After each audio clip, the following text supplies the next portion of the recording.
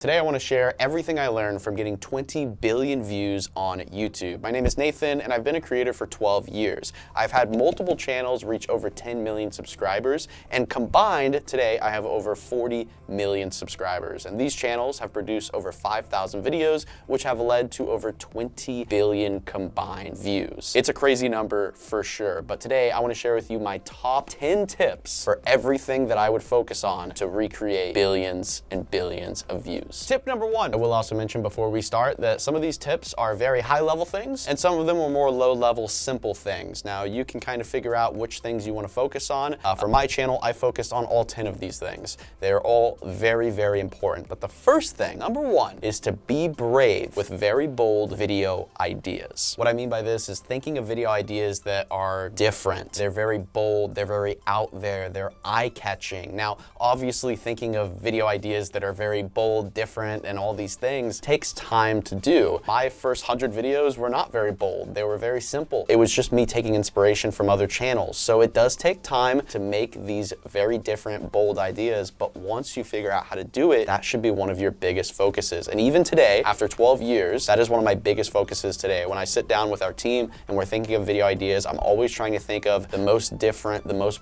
bold idea I can possibly think of. For example, this video right here, I bought a house on Amazon. This is a very bold idea, a very different idea. I haven't seen anyone do this. Buying a home off of a website. It's a crazy idea, but it went really, really viral and did very well for us. Tip number two, build a group of creator friends that you can learn from, because having 4 brains or 5 brains is way more powerful than having 1 brain. When you start down the path of being a YouTuber, a creator, a TikToker, or whatever content you're making, you're probably starting alone. Some people start with their friends, but for me, I started alone. My first 200 to 300 videos, I didn't have a single person in any of my videos. It was just me. Now, eventually, I started going to gaming conventions and all types of YouTuber events and meetups, and I eventually met some of my 2 best friends that I still know today, known as George and Andrew, or Shark and Moose, and these guys really helped me grow my YouTube channel. We all helped each other. We would sit almost every single night, multiple nights a week. We would get on calls, we would strategize, we would help each other with ideas, we would film with each other in our videos, and I learned so many things from them that I didn't think of, because like I said, having 4, 5, or 6 brains is more powerful than 1. So if you can create a group of friends that are also creators, there's a lot that you guys can learn off of each other. Tip number 3 is to study your content. This is a big one.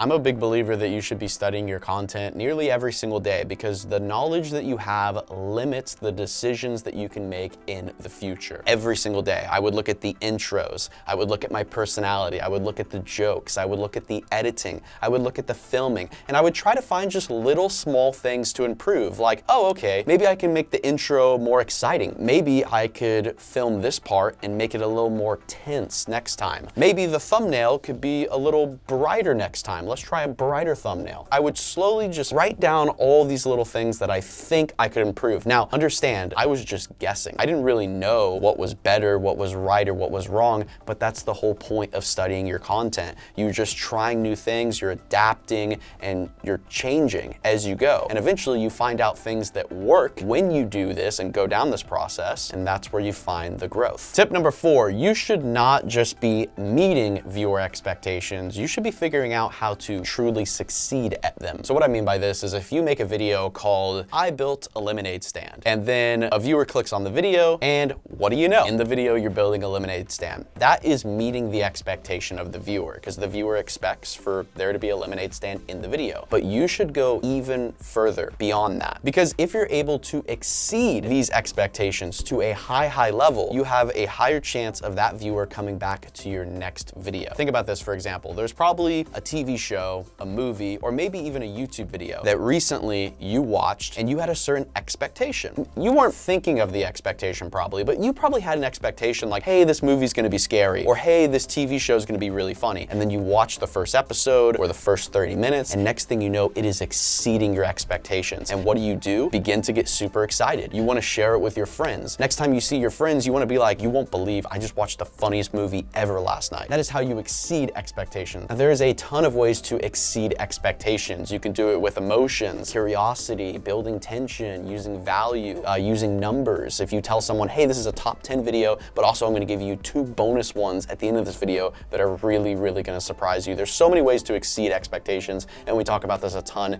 inside Blueprint University as well. Tip number 5, your data can tell you everything. There is a reason analytics and data are super, super important. Now, you shouldn't really obsess over analytics because sometimes we can get really wrapped up in analytics and we get kind of lost in all of these numbers and we forget what it really means to be a creator and really create things with our mind instead of the analytical dashboard. However, you should use these analytics to your advantage because they tell you a lot of very valuable information. They tell you when a viewer is clicking off your video or when a viewer is replaying a bunch of moments from your video because maybe they think it's super funny or super interesting, or they're probably showing their friends. Use the data, use your analytics to your advantage. My method is learn, adjust, repeat. Right? So if you put out a video, try to learn something from it, adjust it on your next video, and then repeat it and just keep going. Tip number 6, have a passion for the content that you create. Otherwise, you're probably gonna face some sort of burnout. When it comes to passion and motivation and all these things, everyone is a little bit different. I've produced thousands of Minecraft videos, and I have never felt any bit of burnout. Have I been tired before? Yeah, of course, because there was days where I would film 16 videos in one day, and I was very tired, but I wasn't burnt out because I would get up the next morning and film again. But the reason I think I was able to do that is because I had a passion. I had a true love for Minecraft. It's truly what I wanted to do for hours and hours every single day. I wanted to create these videos and edit them and film them and piece them together and make a cool piece of content that I could share with the world. That was something that was extremely exciting for me. I was very passionate about it. So when chasing passion, you should probably pick a category of content that aligns with your passion. Don't start YouTube just because you want to make money. I guarantee you, you're going to post 100 videos and you're going to be like, this sucks. I don't really like making these videos, and you're not going to see very much success because also people can see through that. When you don't enjoy your videos, like right now I'm very passionate teaching you guys about how to be creators. And if I wasn't passionate, you would probably see it through the camera. Tip number 7, build a community, right? We are creators and our job as a creator is to get a bunch of people to like our content. So build a community around your fans and your audience that obsess over your stuff. As humans, we love being a part of things, right? Look at all the groups, the organizations, basketball teams, all of these things. People love being a part of things. So try to make your channel more of a community. Maybe call your audience or fans a certain name.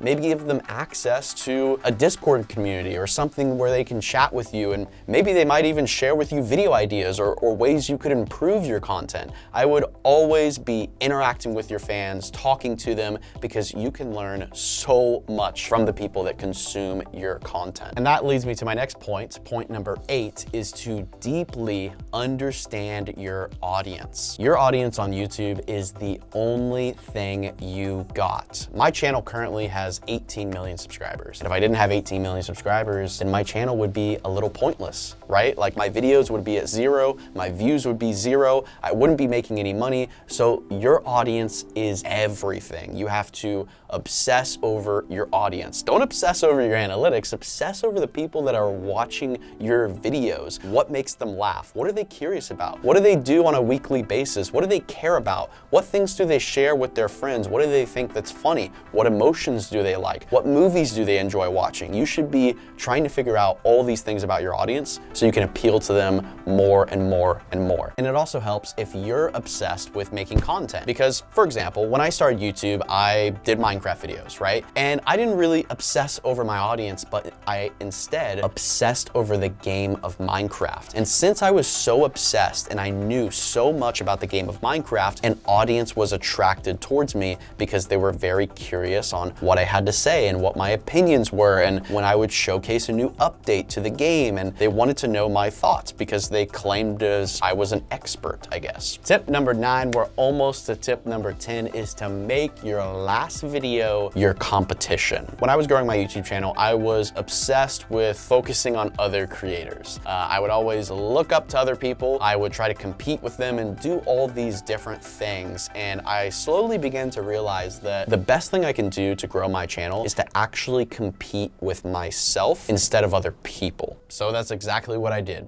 I tried to make my last video my competition. I tried to make the next video that I was going to post better than the last video. And there's a lot of ways you can do that. You can start with the video intro, the title, the thumbnail, the video idea, the editing, your personality, the filming style of the video, the goal, the purpose of the video. There's so many things that you can dive into to make your next video better. You just have to start picking at them, start figuring out how to do it, and start getting creative on how you think you can make your next video better. And eventually over time, your videos will be so good that it's unreasonable for people to not watch your videos. Tip number 10, this is my final tip. This is more of a mindset tip, but I think it's so important if you want to be successful on YouTube. And I always like to say, if you want it bad enough, you'll figure out a way to get it. Ultimately, your drive determines your success of your channel. It depends on how disciplined you are. What about the days where you wake up and you don't feel like making a video? Are you still gonna make videos that day, or are you just gonna take a break? Look, everyone's different on how they operate, but I was always very disciplined with my videos because I always knew that I had to get these videos out. And if I could execute on the days where I didn't feel like filming, imagine how easy the days are where I did feel like filming videos. And eventually I would keep pushing through all these hard times, and it really worked out in the end. I worked on weekends, I worked late nights. It was a grind, and it truly is. I mean, think about it. As a creator, you have to get hundreds of thousands, if not millions of people to be obsessed with you, your personality, your filming, your editing, your videos, your creativity. There's so many things that you have to get good at. And one of the only ways to get to that level is to put in a lot of reps, a lot of videos. You have to publish a lot of content to get good. I always like to say to people, YouTube is no different than becoming a professional sports player. Like if you're trying to join the NFL or be a part of the NBA, like a professional basketball league, you have to throw thousands of balls, shoot millions of shots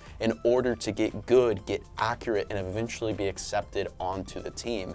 And being a YouTuber is honestly no different. So that's why I say, if you want it bad enough, you'll figure out a way to get it. I had so many other creators that were coming up with me that eventually got comfortable. They didn't want it as bad as I want. They started to get lazy. They started to not care about their videos, and then their views started going down and everything just disappeared. I mean, I've been a YouTuber for 12 years, and still to this day, I don't think I have fallen off yet. I mean, our big channel is still getting 70 to 80 million views every single month. So how bad do you want it? That's what it comes down to. How bad do you want success on YouTube? And if you want it bad enough, I believe you'll figure out a way to make it work. Hopefully you guys enjoyed those tips. Some of them were very real, very honest, very brutal. If you guys have any more questions or concerns, let me know in the comment section below. We post videos every single week here on the Blueprint channel, so subscribe if you want to learn more about being a creator.